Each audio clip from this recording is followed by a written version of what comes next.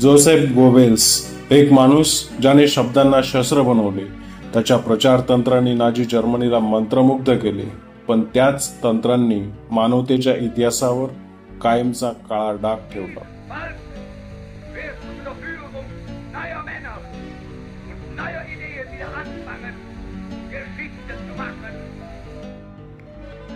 Paul Joseph गोबेल्सचा जन्म 29 October 1897 रोजी जर्मनीच्या हायर्ट येथे एका कट्टर कॅथलिक कामगार कुटुंबात झाला. लहानपणी पोलिओमुळे त्याचा उजवा पाय विकृत झाला, ज्यामुळे त्याला आयुष्यभर लंगडत चालावे लागले. ही शारीरिक कमतरता त्याच्या मनात असुरक्षिततेचे आणि जगाविरुद्ध रागाचे बीज रोवणारी ठरली. हायडेलबर्ग विद्यापीठातून साहित्य आणि तत्वज्ञानात PhD मिळवूनही त्याला लेखक किंवा पत्रकार म्हणून यश मिळाले नाही. त्याच्या डायरीतून त्याच्या ज्यूविरुद्धचा वाढता द्वेष आणि सामाजिक अपयशाची निराशा दिसते.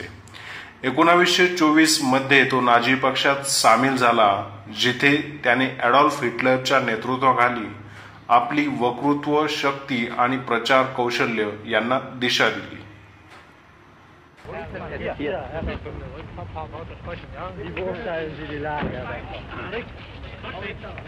Ja, wo will ich denn reinreden? Hier bitte.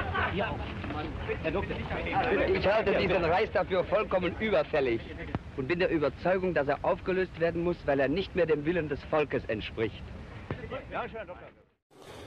गोबेल्सने 1931 मध्ये मॅगडानशी लग्न केले, ज्यांच्यापासून त्यांना 6 मुले आणि त्यांच्या वैयक्तिक आयुष्यात अनेक घोटाळे होते, ज्यामुळे हिटलरशी तणाव निर्माण झाला. 1945 मध्ये जर्मनीचा पराभवासमोर गोबेल्स आणि त्याच्या कुटुंबाने बर्लिनच्या बंकरमध्ये आश्रय घेतला.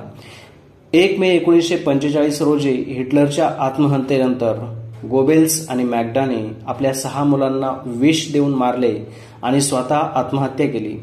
त्याचा मृत्यू नाझी जर्मनीच्या पतनाचे प्रतीक होता. 1933 मध्ये हिटलरने गोबेल्सला प्रचार मंत्री नेमले. त्याने त्याच्या प्रचाराला एक शक्तिशाली यंत्र बनवले.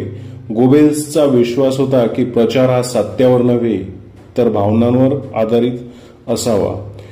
त्याच्या प्रमुख तंत्राचा सविस्तर आढावा: साधेपण आणि पुनरावृत्ती.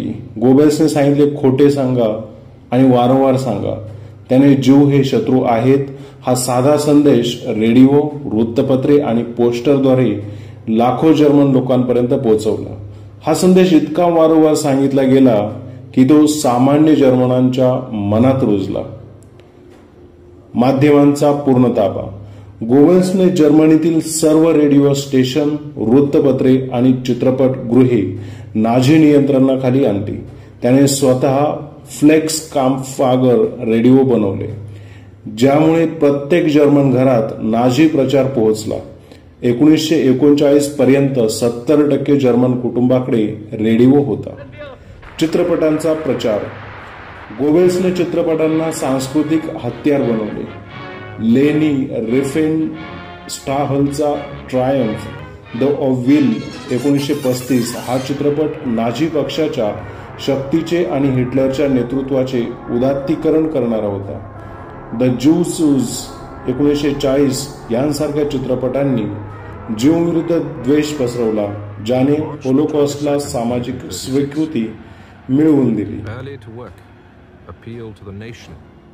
भावनिक हेराफेरी आणि मंचन. गोबेल्सने भीती, राग आणि राष्ट्रीय अभिमान यांचा वापर केला. त्याच्या डेअर अँग्रीफ वृत्तपत्राने ज्यू आणि कम्युनिस्टांना राक्षसासारखे दाखवले. त्याने रॅलीजचे भव्य मंचन केले, ज्यामध्ये हजारो स्वस्तिक, भव्य मशाली आणि हिटलरच्या मूर्तींचा वापर करून जनतेला मंत्रमुग्ध केले. सेन्सरशिप आणि माहिती नियंत्रण. गोबेल्सने विरोधी विचारांना पूर्णपणे दडपले.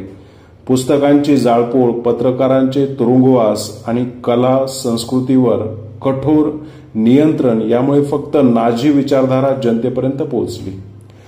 त्याच्या या तंत्रांनी नाझी विचारधारा जर्मनीच्या प्रत्येक कोपऱ्यात पोहोचवली, पण त्याच तंत्रांनी होलोकॉस्ट सारख्या अकल्पनीय अत्याचारांना आधार दिला.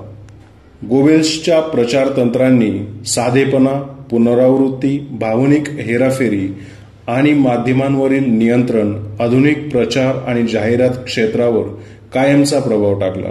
त्याने दाखवले की शब्द आणि प्रतिमा यांचा वापर करून जनतेच्या मनावर नियंत्रण मिळवता येते, पण त्याच्या तंत्रांनी होलोकॉस्ट आणि दुसऱ्या महायुद्धाच्या भयंकर परिणामांना हातभार लावला.